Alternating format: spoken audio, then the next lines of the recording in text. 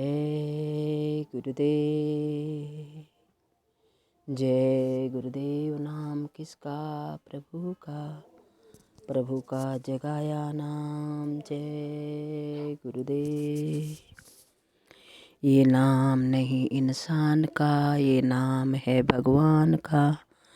ये काम नहीं इंसान का, ये काम है भगवान का। मथुरा वाले बाबा जय गुरुदेव जी महाराज का कहना है, शाकाहारी रहना है। मथुरा के परम संत बाबा जय गुरुदेव जी महाराज का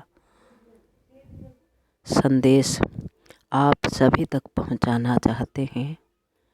बाबा जय गुरुदेव जी महाराज ने 1952 से सत्संग का आरंभ किया।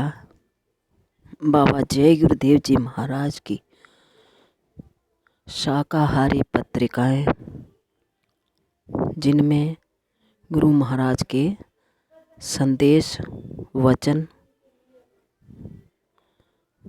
शिक्षाएं, कहानियाँ, उन्होंने जो कुछ कहा उसको आपके सामने बताया जाएगा। बाबा जय गुरुदेव जी महाराज ने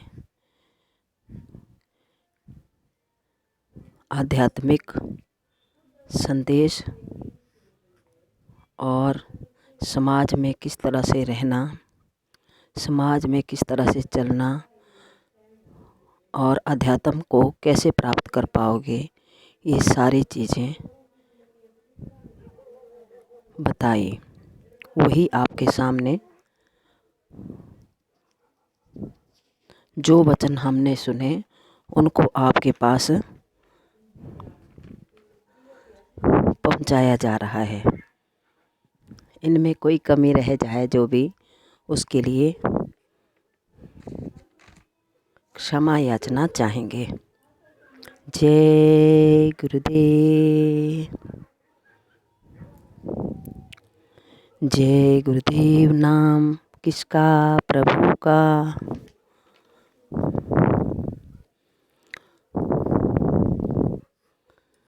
जय गुरुदेव। 21 मई 2002 बाबा जय गुरुदेव जी महाराज ने सत्संग सुनाते हुए कहा, तुम खाते जाओ तो जो चीज़ें नहीं पचेंगी वही रोग का कारण बन जाएंगी। संयम से रहोगे तो शरीर निरोगी रहेगा।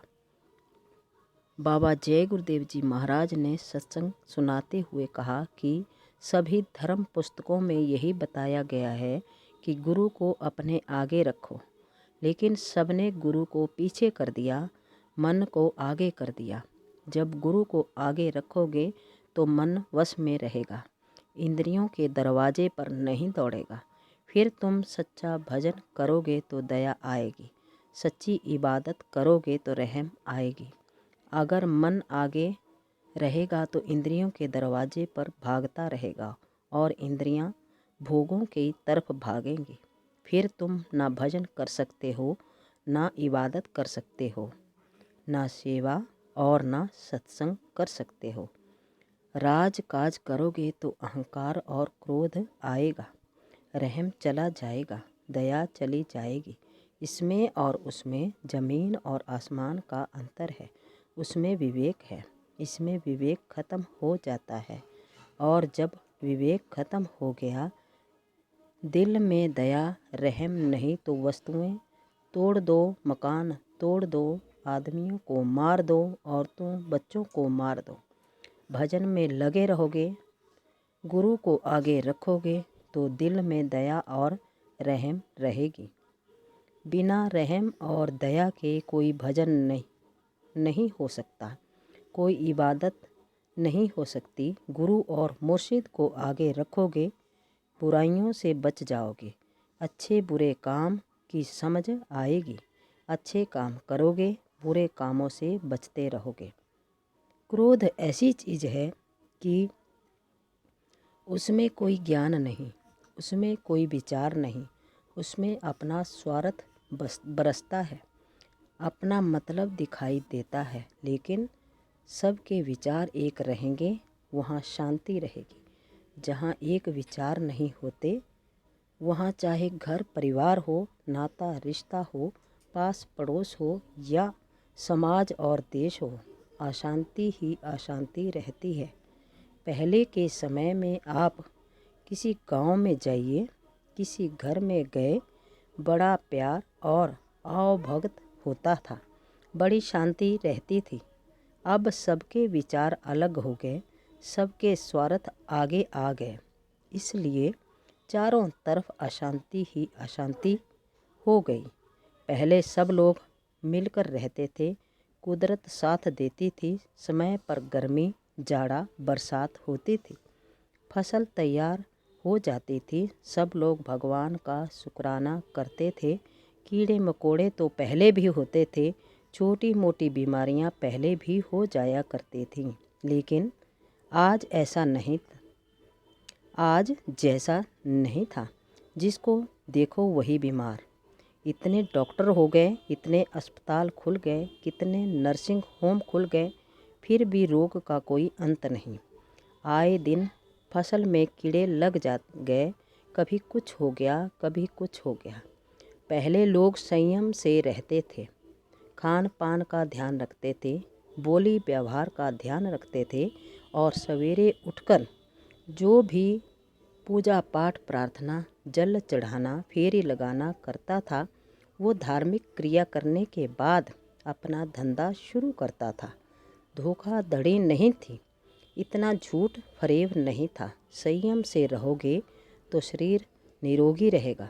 तुम खाते जाओ तो शरीर कितना पचाएगा। जो चीज़ें नहीं पचेंगी वही रोग का कारण बन जाएंगी। कलयुग में अन्न में ही प्राण है। चाहे देश के लोग हों, चाहे विदेश के हों, अन्न तो सबको चाहिए। ईश्वरीय विधान है। ऐसे ही फसल की बात है। तुम सोचो कि पृथ्वी पर जितने कीड़े हैं हम सबको मार देंगे, ख़त्म कर देंगे, तो ऐसा कैसे होगा? तुम मारो पर उसको तो कहीं ना कहीं जीवात्मा को वंद करना ही है। वह तो कीड़े पैदा करेगा ही, वह उसकी सृष्टि है। विचार करो, बड़े विचार से रहो। तुम उसको मारोगे तो तुम्हारी भी बारी आएगी। वह तुम्हें कीड़े में बंद कर देगा। जीवात्मा तो वही है। मनुष्य जीवन में किए कर्मों की सज़ा उन योनियों में बंद करके देता है। तुम उसको मारो, वह तुमको मारेगा। यह कर्म कर्जे का लेन देन चलता रहेगा। ऐसा क्यों हुआ?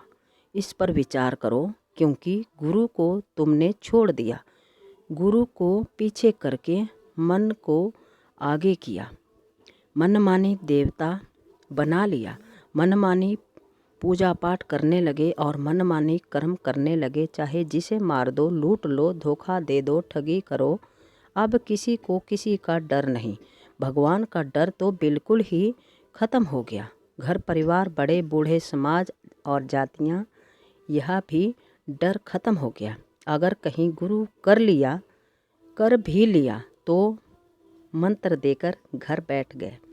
कभी गुरु आ गए दरवाजे पर तो उनको रोटी खिला दिया। गुरु सामने बैठे हैं और तुम पूजा पाठ में लग गए। अरे गुरु के सामने दूसरे की पूजा करते हो, जबकि कहा है कि गुरु साक्षात पार ब्रह्मा। तो गुरु के सामने किसी और की पूजा नहीं की जाती है। यह प्रदेश है। शरीर की रक्षा के लिए काम करो। यह मूर्त क्या बताएगी कि आत्म कल्याण क्या है? आत्म कल्याण यह है कि सूरत अपना देश छोड़कर पराये देश में फंस गई है, वो यहाँ से निकलकर अपने देश में चली जाए। यह तो गुरु बताएंगे। यह प्रदेश है, यहाँ तुम्हें जो चीज़ें दी गई हैं शरीर रक्षा के लिए, काम ले लो। तुम्हें काम में लेना ही नहीं आता, इसलिए शरीर को खो देते हो। तो फिर से गुरु को, मुर्शिद को अपने आगे करो, मन को पीछे रखो। आप मुसलमानों से भी कहो कि सच्चे मुर्शिद की तलाश करें, उन्हें आगे रखो, तभी सच्ची इबादत कर सकोगे। जब मुर्शिद को आगे नहीं रखोगे, इबादत नहीं होगी। आप चाहे जितनी जातियाँ बना लो, जितने फ़िरके बना लो, कुछ नहीं होगा। इतनी जातियाँ बना ली, कितने फ़िरके बन गए, कितनी आदमी से घृणा करने लगे, इतनी दुश्मनी कर बैठा। बाहर की तो बात दूर हो गई, भाई भाई को नहीं देखना चाहता, बेटा बाप को नहीं देखना चाहता। अब ज्ञान कौन कराएगा? चाहे लोक का हो, चाहे परलोक का हो। कोई सच्चा गुरु महापुरुष मिले, सच्चा मुर्शिद, वही तो सब समझाएंगे। गुरु को आगे करो। जब तुम गुरु को, मुर्शिद को अपने से अलग समझोगे तो तुम्हारी सूरत निकलेगी कैसे? तो तुम अपने घर जाओगे कैसे? ईश्वर तो पहले भी था, अब भी है और आगे भी रहेगा, पर उसने यह नियम बना दिया कि मैं तुम्हारे कर्मों का हिसाब करूँगा। अच्छा करो या बुरा, कर्म करने का अधिकार तुमको है, लेकिन फल मैं दूंगा। अगर तुम वापस अपने घर जाना चाहते हो तो ऐसे गुरु को खोजो जिसने अपनी जीवात्मा को जगाकर प्रभु को प्राप्त कर लिया हो। उसकी आज्ञा में रहकर कर्म कर्जा अदा कर दो और चले जाओ। मैं तुमको नहीं रोकता, कर्म कर्जा तुमको देना ही पड़ेगा। जय गुरुदेव।